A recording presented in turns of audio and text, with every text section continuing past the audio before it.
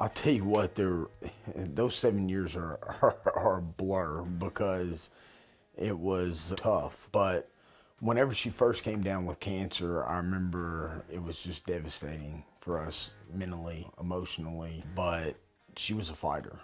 So I think we were kind of sullen up about it for about 3 or 4 days after we found out and started getting everything rolling with treatment and surgery to do the bilateral mastectomy.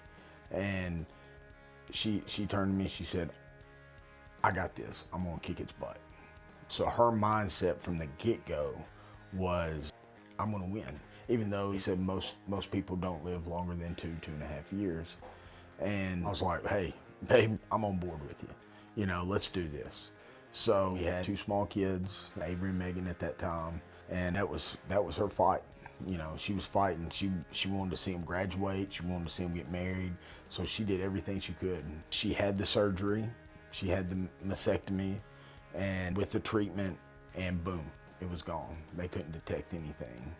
And it was about 6, 7 months. Every few months, you get retested, you know, just to make sure it hadn't come back.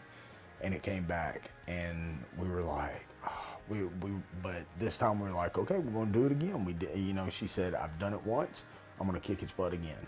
I'm gonna win. After the first time, I knew the doctors had told us there's always a higher chance of it coming back once you've had it. But, you know, she kicked its butt, so, I mean, she'd gotten rid of it. I mean, it was done, and then it came back, and I was like, after it came back the second time, you pretty much know at that point, you know, the chances are next to nothing that you're not either gonna live as long as you can with this or die pretty quick from it. It was in 2016, it was in February of 2016, and the doctor came in and said, you've got months. And I had always had a backup plan to do some different type of therapy outside the United States if we ever got to this point. We're here in Memphis, she got real sick and she ended up getting the terminal diagnosis. Right then, I called a place down in Tijuana to get therapy, you know, that they don't offer in the United States. And we went down there, we flew down there in February. I mean, like the next week. I booked the flights, I did it, you know, I was like, not worrying about how you pay for it, we're just doing it. And went down there and she was doing so much better. I mean, she had a glow back. She was walking around Tijuana with me. She had never had that kind of energy up until that point. And then about the last week of her treatment there at the beginning of May, we were getting ready to come back and she got really sick. I mean, just all of a sudden. And we got her on a plane, got her to San Diego, back on a plane as quick as possible. Wanted to get her across the border before anything bad happened. And we flew back and they're like, yeah, she did really good, but it still spread. You know, there's no way. She's got a couple weeks at most. You start,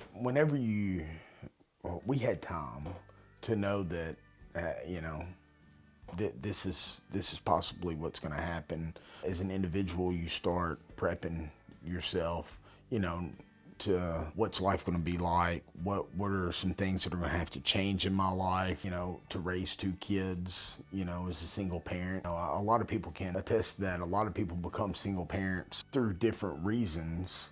You know, mine just happened to be my wife passed away from cancer.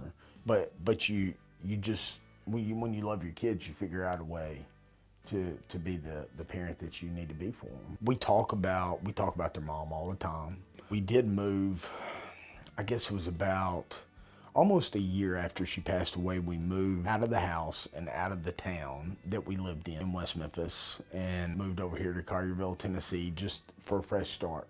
You know, this is our story. You know, we had a chapter with Brooke, and those are always beautiful memories and things that we'll always cherish that we had in those times together.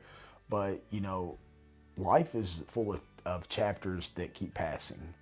So, you know, it's time to flip the page and go to the next chapter, and that's what we did. And I know Brooke would want us to do that. The life expectancy with breast cancer is about 2.5 years, and she lived over 7 with it. So, I mean, she's a survivor.